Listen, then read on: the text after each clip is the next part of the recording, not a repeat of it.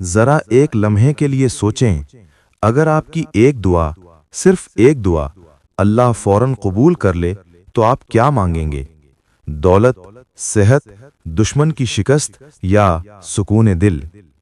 لیکن ٹھہریے، کیا آپ جانتے ہیں کہ اسلام میں کچھ لوگ ایسے ہیں جن کی دعا اور آسمان کے درمیان کوئی پردہ نہیں ہوتا؟ نہ فرشتہ روکتا ہے، نہ وقت لگتا ہے، نہ انتظار۔ اور اگر آپ ان میں سے کسی ایک کی بد دعا کا شکار ہو جائیں، یہ سوچ کر ہی دل کانپ جاتا ہے نا؟ آج کی اس ویڈیو میں ہم جانیں گے وہ 5 لوگ جن کی دعا ضرور قبول ہوتی ہے، قرآن اور صحیح احادیث کی روشنی میں۔ آخر تک ویڈیو ضرور دیکھیں، کیونکہ آخری دعا ایسی ہے جو آپ بھی اسی وقت اپنے حق میں استعمال کر سکتے ہیں۔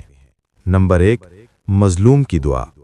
جب ایک ظالم ظلم کرتا ہے اور ایک مظلوم خاموشی سے ہاتھ اٹھا لیتا ہے تو یاد رکھیے، وہ ہاتھ خالی واپس نہیں جاتے۔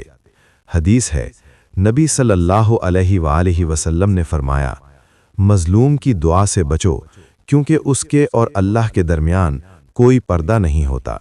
بخاری و مسلم۔ یہاں ایک خوفناک حقیقت ہے، مظلوم کی دعا اس وقت تک رد نہیں ہوتی جب تک اسے بدلہ نہ مل جائے یا اللہ ظالم کو دنیا یا آخرت میں پکڑ نہ لے۔ نمبر 2، حاجی کی دعا۔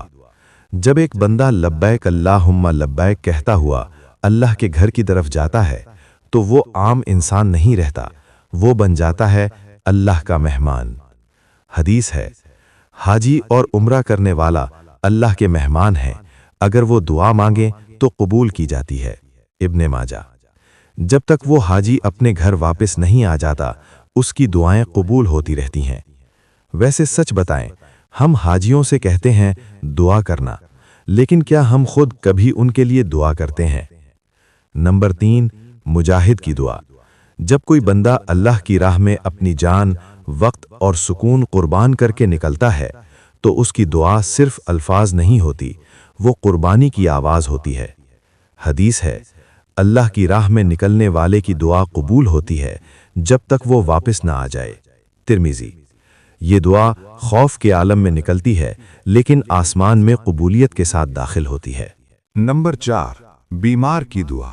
جب انسان صحت مند ہوتا ہے تو اللہ کو بھول جاتا ہے، لیکن جب بیماری آتی ہے تو غرور ٹوٹ جاتا ہے، آنکھیں نم ہو جاتی ہیں اور دعا دل سے نکلتی ہے۔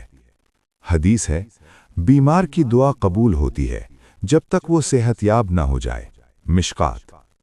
بیماری ایک امتحان ہے، لیکن ساتھ ہی قبولیت کا سنہری موقع بھی۔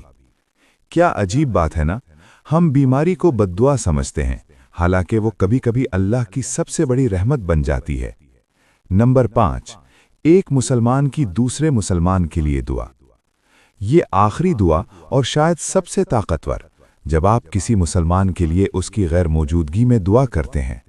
حدیث ہے، جب ایک مسلمان اپنے بھائی کے لیے غائبانہ دعا کرتا ہے تو فرشتہ کہتا ہے آمین، اور تمہیں بھی ویسا ہی ملے۔ مسلم۔